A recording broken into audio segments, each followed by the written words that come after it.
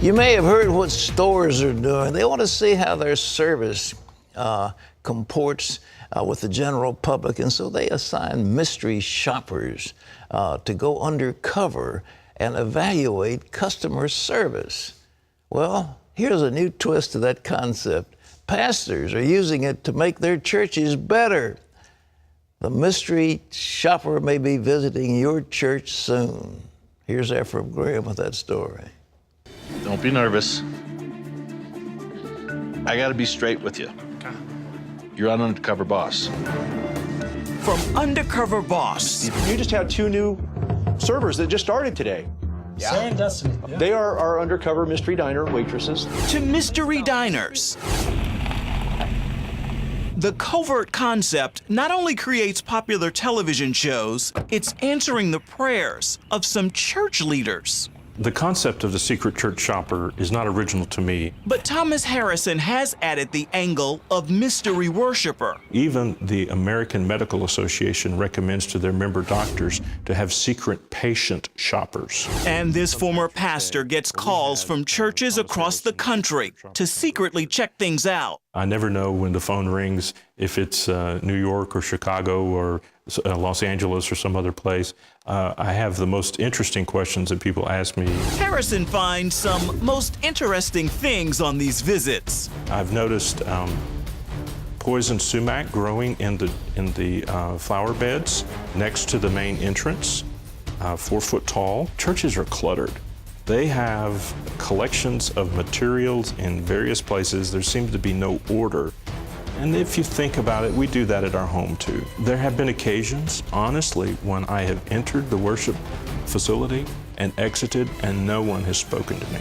Harrison's attention to detail is only exceeded by his heart for helping churches improve and reach more people with the gospel.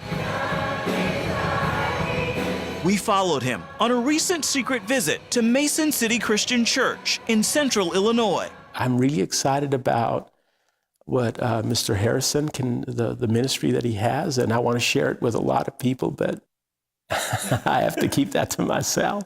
Pastor Joe Brazino invited Harrison, but he's just a bit nervous about what his church members will think when they find out. It's almost like you've been punked. No, I think that there'll be a good reception. You know, I've been working with my leaders here at the church, doing a lot of leadership training and kind of preparing them without them knowing. When the pastor first came to lead the Mason City congregation, it was meeting here in this building and hovered at about 200. It quickly grew to 400 members strong and relocated, but it's hovered at that 400 number for the last few years. Since we moved into this larger building, we have begun to attract people from surrounding towns and villages around here. Some drive 30 miles, some drive 40 miles. We've also noticed in our church that we've had people come, but they'll stay for a while and then they'll leave, and we try to seek to reach out to them. So there's been a little bit of for lack of a better word, of a revolving door. Many times, the experience that a guest will have at a church determines whether that guest returns to become a member or not. With that in mind, Harrison pays close attention to how church members greet guests. After all these years, one story still stands out, though he would never reveal where it happened. During the fellowship time where everyone is shaking hands, a woman behind me leans over past me to shake the hand of the woman in front of me. And in the process doesn't say, hello, move, you're in my way or anything. So I feel abandoned while everyone else is shaking hands and I'm just standing here. And prior to that, I had been bumped from my seat 2 times. Harrison urges churches to make reaching people who are new to the church experience a top priority. So after every visit, he delivers a 30 to 50-page report to help the church improve. It's based on the 5-Star Church, a book dedicated to Christian excellence. The same God who called us also made us, and there are occasions when our body does not function the way God intended or designed, and we have to go to a doctor or to a physical therapist, and the same God that heals us also provides these occupations. So it's all about diagnosis.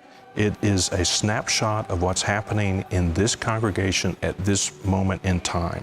And that's the picture Pastor Brazino hopes will help his members make a difference. All of us as pastors, we have blind spots.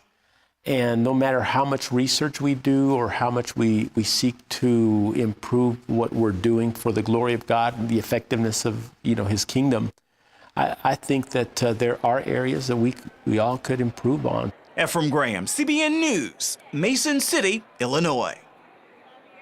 Isn't that interesting? The shopper may be to you. I think we ought to have about 100 of him going around the country. So during meet and greet, be sure you hit everybody.